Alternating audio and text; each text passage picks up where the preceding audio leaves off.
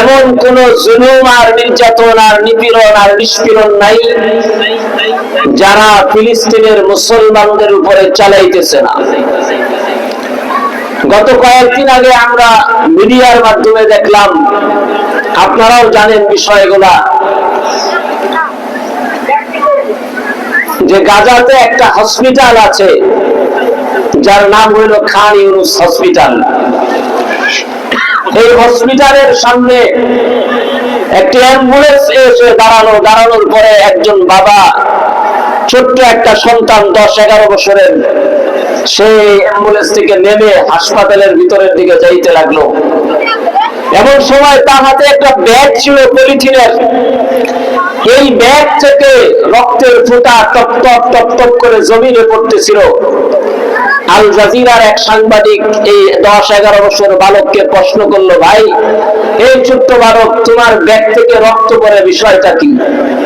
এই ছেলে ডাক দিয়ে বলে, আমার ব্যাগ থেকে রক্ত পড়ার কারণ হলো এই ব্যাগের ভিতরে আমার ছোট ভাই 5 বছরের ভাইয়ের ক্ষত বিক্ষত লাশ এই ব্যাগের ভিতরে আছে। নাউজুবিল্লাহ। আজকে ফিলিস্তিনের অবস্থা হলো এই, একদিকে ইসরায়েল আকাশ থেকে টনকে টন বোমা মেরে ফিলিস্তিনের মুসলমানদেরকে শহীদ করে দিতেছে, আরেকদিকে বুলেটের দ্বারা, ট্যাঙ্কের বুলেট আর আগ্নেয়াস্ত্রের বুলেটের দ্বারা ফিলিস্তিনের মুসলমান আজকে ঝাঁঝরা হয়ে যাইতেছে।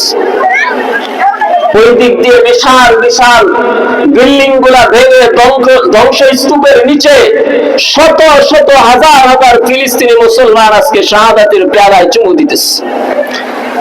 মুহতারাম হাজিরিন, এমন একটি জটিল এবং কঠিন পরিস্থিতিতেও আহকামুল হাকিমিন আমাকে আপনাকে এমন এক শানদার দ্বীনি ইজলাসে বসবার তৌফিক দিয়েছেন, এজন্য আবার শুকরিয়া আদায় করে বলি আলহামদুলিল্লাহ। মুহতারাম উপস্থিতি, আজকের ফিলিস্তিনের বাস্তবিক অবস্থা এমন করুন। আমরা দেখতেছি প্রত্যেক দিন খানার অভাবে ফিলিস্তিনের মুসলমান শাহাদাত বরণ করতেছে। পৃথিবীতে আজকে যে সমস্ত মরল্লা, ইন্দো মার্কিন পাশ্চাত্য শক্তি এবং নেতারা যারা পৃথিবীর সমস্ত মানুষদেরকে মানবতার সবক দেয়, সমস্ত মানুষকে সাম্প্রদায়িক সম্প্রীতির সবক দেয়, আমরা দেখতেছি এই সমস্ত শক্তিগুলা ঐক্যবদ্ধভাবে হয়ে ফিলিস্তিনের মুসলমানদেরকে তাদের জমিনের ভিতরে শেষ করে দেওয়ার জন্য সর্বধরনের ষড়যন্ত্র তারা অব্যাহত রেখেছে। ঠিক না ঠিক? মুহতারাম হাজিরিন, আজকে ফিলিস্তিনের এরকম এক কঠিন পরিস্থিতি। বিগত 3 দিন আগে আমরা দেখেছি পৃথিবীর আরেক জালেম শাসক সিরিয়ার বাশার আল আসাদের পতন হয়েছে। আজকে 2 দিন যাবত মিডিয়ার ভিতরে আসতেছে বাশার আল আসাদ মুখে মুসলমান দাবি করলেও তার দ্বারা যুগের পর যুগ প্রায় 24-25 বছর যাবত ফিলিস্তিনের এই সিরিয়ার যে সমস্ত মুসলমানরা আমাদের মতো সুন্নি দাবি করে, এই সমস্ত সুন্নি মুসলমানের উপরে এমন কোন নির্যাতন আর নিপীড়ন আর নিষ্পীড়ন নাই এই বাশার আল আসাদ যেটা করে নাই। আজকে ইরাকের দিকে তাকান, আরব বসন্তের নামে ইরাকের প্রেসিডেন্ট সাদ্দাম হোসেনকে আগ্নেয়াস্ত্র এবং পারমাণবিক রাসায়নিক বোমা থাকার অজুহাত দিয়া ইরাককে আমেরিকা ধ্বংস করে দিয়েছে।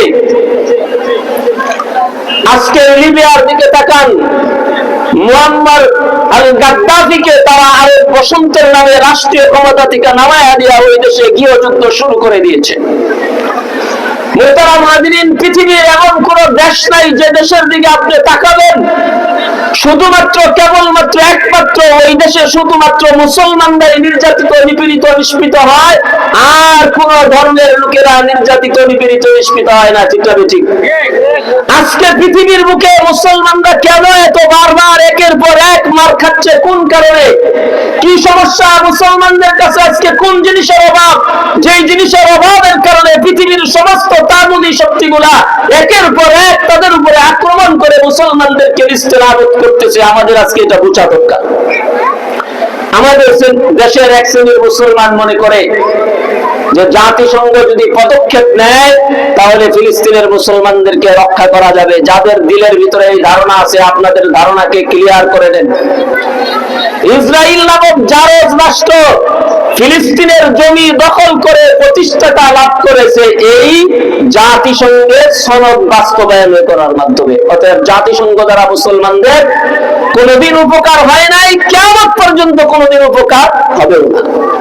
অনেক মুসলমান ভাবে পৃথিবীর সমস্ত মুসলিম রাষ্ট্রগুলার 52টা রাষ্ট্র আছে আজকে মুসলিম প্রধান যেগুলা মুসলমান দাবি করে, তারা মনে করে মুসলিম রাষ্ট্র প্রধানগুলা একত্রিত হলে হয়তোবা ফিলিস্তিনের মুসলমানদেরকে উদ্ধার করা সম্ভব। এটাও কষ্টিনকালে সম্ভব না। বলবেন হুজুর কেন পৃথিবীর সমস্ত মুসলিম শাসকগুলা একত্রিত হলে কেন উদ্ধার করতে পারবে না? তার এক নম্বর কারণ হলো প্রত্যেকটা মুসলিম শাসক তার নিজের হাতের দ্বারা তার দেশের মুসলমানদেরকে নির্যাতন, নিপীড়ন আর নিষ্পীড়ন করে। ঠিক না ঠিক? যেটা বিগত দিনে আমাদের দেশেও গেছে। পৃথিবীর যে কোনো রাষ্ট্রের দিকে তাকাবেন, দেখবেন তাদের হাতের দ্বারা তাদের জনগণ এক নম্বরে নির্যাতিত আর নিপীড়িত। দুই নম্বর বিষয় হলো এই পৃথিবীতে আজকে যে ব্যবস্থার উপরে পৃথিবীর রাষ্ট্রগুলা পরিচালনা হইতেছে গণতন্ত্রের নাম দিয়া, এই গণতন্ত্র সবক যারা তাম পৃথিবীতে দেয় এদের সবচেয়ে বড় লিডারের নাম হইলে আমেরিকা। ঠিক তবে ঠিক? এই আমেরিকা একের পর এক ষড়যন্ত্র করে জঙ্গির নাম দিয়ে, জঙ্গিপনার নাম দিয়ে, সন্ত্রাসের নাম দিয়ে, পারমাণবিক বোমা, রাসায়নিক বোমার নাম দিয়ে আজকে পৃথিবীর প্রত্যেকটা মুসলিম রাষ্ট্রের উপরে বিভিন্ন অজুহাতের মাধ্যমে মুসলিম মুনাফিক শাসক বসায়া একটার পর একটা মুসলমানদের রাষ্ট্র তারা দখল করে নিয়েছে। অনেক মুসলমান ভাবে যদি মুসলমানদের সেনাবাহিনী গুলা সব দেশের এক হয় তাহলেই বুঝি ফিলিস্তিন সমস্যার সমাধান হবে। না, এটাও কষ্টিনকালে সম্ভব না। কারণ আপনারা ভিতরের বিষয়গুলা সবাই জানেন না। পৃথিবীর যে কয়টা মুসলিম রাষ্ট্রের সেনাবাহিনী আছে প্রত্যেকটা সেনাবাহিনীর অফিসার উচ্চ পদস্থ ট্রেনিং করে আমেরিকা, রাশিয়া বা ব্রিটেনে দেয়। ঠিক না ঠিক?